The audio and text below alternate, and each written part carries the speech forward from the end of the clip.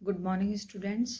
हम BA first year philosophy की class में हमारा फर्स्ट पेपर भारतीय दर्शन पढ़ रहे हैं और भारतीय दर्शन में हमने नास्तिक दर्शन शुरू कर रखे हैं और उसमें हम आखिरी नास्तिक दर्शन जैन दर्शन को पढ़ रहे हैं।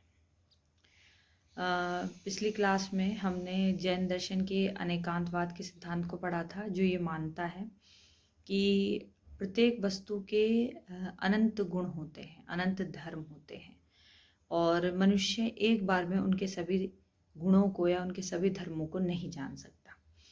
लेकिन ऐसा सभी मनुष्यों के साथ नहीं है। ये बात सामान्य मनुष्यों के संदर्भ में लागू होती है कि सामान्य मनुष्य एक बार में वस्तु के सभी गुणों को या उसके अनंत गुणों को नहीं जान सकते।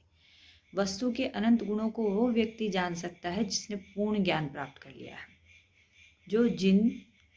जिसे कहा गया है जैन, मतलब जिसने अपनी इंद्रियों पर पूर्ण विजय प्राप्त कर ली है। जैसे महावीर स्वामी, बाकी के 23 तीर्थंकर, ऐसा कोई भी व्यक्ति हो सकता है जो मुक्ति प्राप्त कर ले, वो वस्तु के सभी गुण धर्मों को जान सकता है, मतलब पूर्ण ज्ञान प्राप्त कर सकता है। तो सामान्य मनुष्य को जो ज्ञान होता है वो आंशिक होता है। वो किसी समय विशेष में, किसी जगह विशेष में और किसी दृष्टिकोण पर आधारित होता है। व्यक्ति की कुछ विचार होते हैं, कुछ पूर्वाग्रह होते हैं, उसके आधार पर उसको वो ज्ञान होता है। तो उस ज्ञान को पूरी तरीके से सत्य ज्ञान और पूर्ण ज्ञान नहीं कह सकते।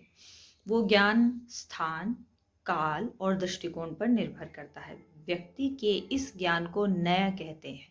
जैन दर्शन में मनुष्य के आंशिक और सापेक्ष ज्ञान को नय कहा गया है। तो इस तरीके के 7 नय जैन दर्शन में उल्लेखित हैं। एक कहानी के माध्यम से वो इसको समझाने की कोशिश करते हैं। वो कहते हैं कि व्यक्ति का ज्ञान बिल्कुल वैसा होता है जैसे मान लीजिए कि कोई 6 अंधे हैं जो जानना चाहते हैं कि हाथी का आकार कैसा होता है या हाथी कैसा दिखाई पड़ता है। जब वो 6 हाथी को छूने की कोशिश करते हैं तो जो अंधा व्यक्ति हाथी के जिस अंग को छूता है वो उसे ही पूरा हाथी मान लेता है। जैसे किसी ने अगर हाथी के पैर को छुआ और तो उसने कहा कि हाथी जो है खंबे जैसा होता है।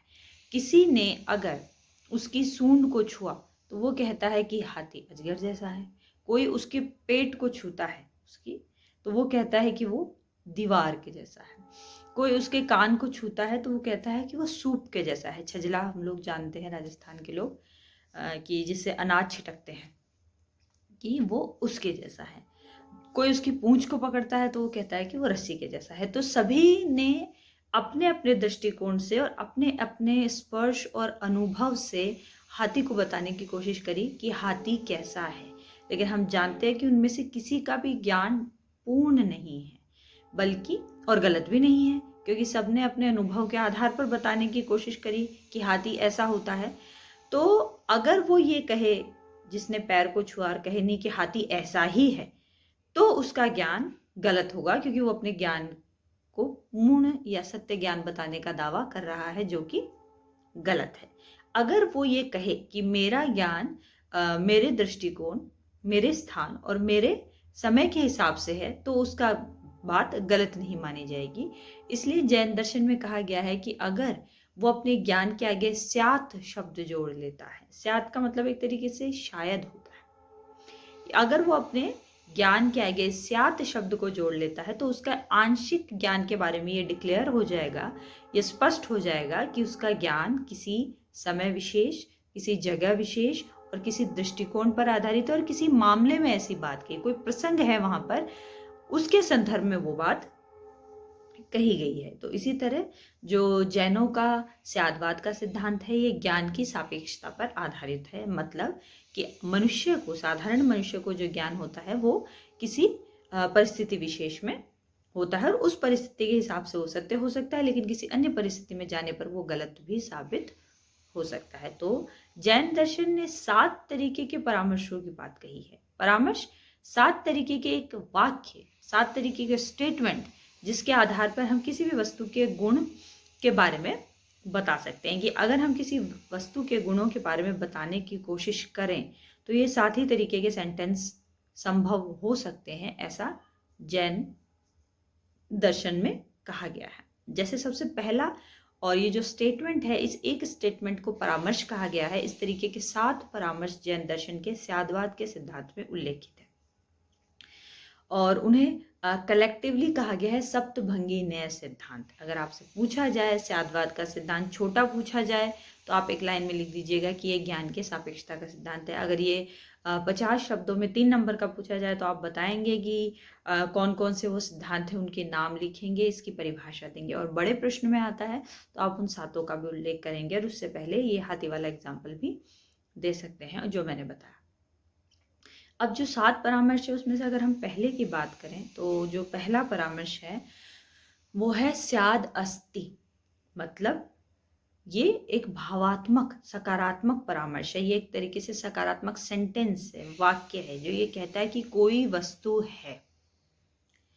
अब वो कोई वस्तु किसी जगह विशेष में है, किसी काल विशेष में है और कोई व्यक्ति विशेष उसको देख रहा है। जैसे मैं कहूं कि इस कमरे में एक दीवार घड़ी है, ठीक है, तो मैंने जैसे कह दिया इस कमरे में इस समय एक दीवार घड़ी को मैं देख रही हूँ, तो वो एक पर्टिकुलर दीवार घड़ी हो गई, एक विशेष दीवार घड़ी हो गई। मैं दुनिया की सारी दीवार घड़ियों की बात नहीं कर रही हूँ, किसी विशेष दीवार घड़ी की बात कर रही हूँ, ठीक है। उसके बाद जो अगला स्टेटमेंट है, जो अगला परामर्श है वो है स्याद नास्ति।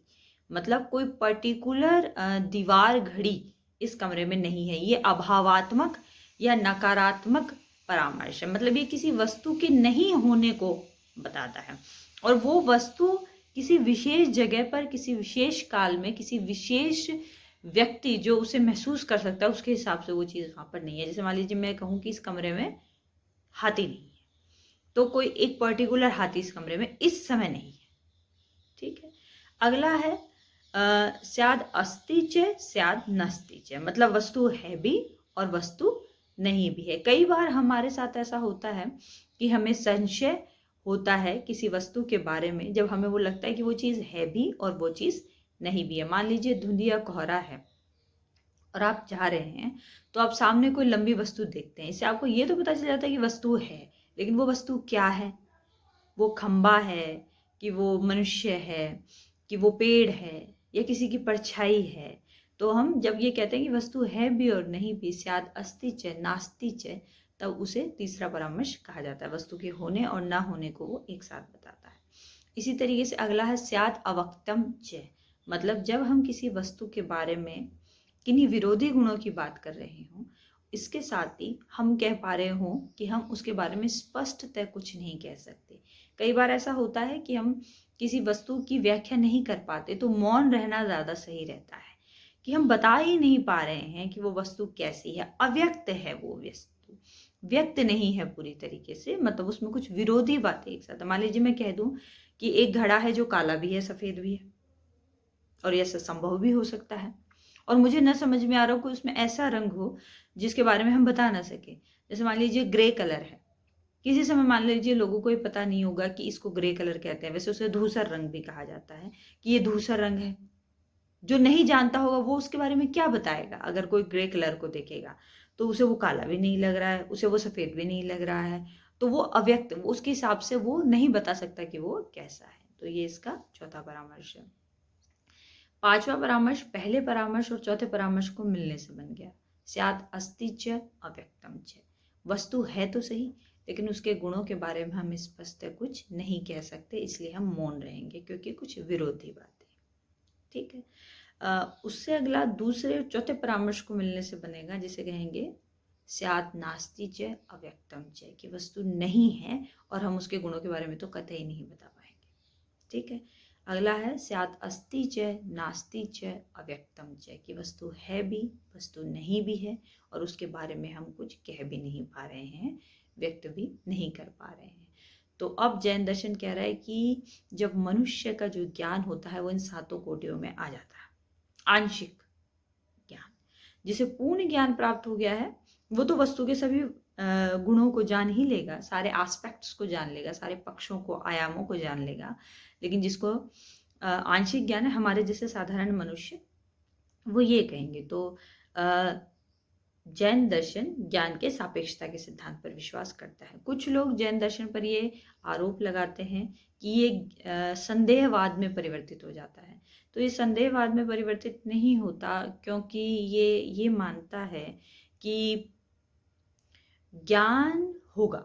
ऐसा नहीं है कि वो ये कहे कि ज्ञान के होने में संदेह है, नहीं, वो ज्ञान के होने में संदेह नहीं मानता, बल्कि वो ये कहता है कि किसी परिस्थिति विशेष में ज्ञान संभव होता है।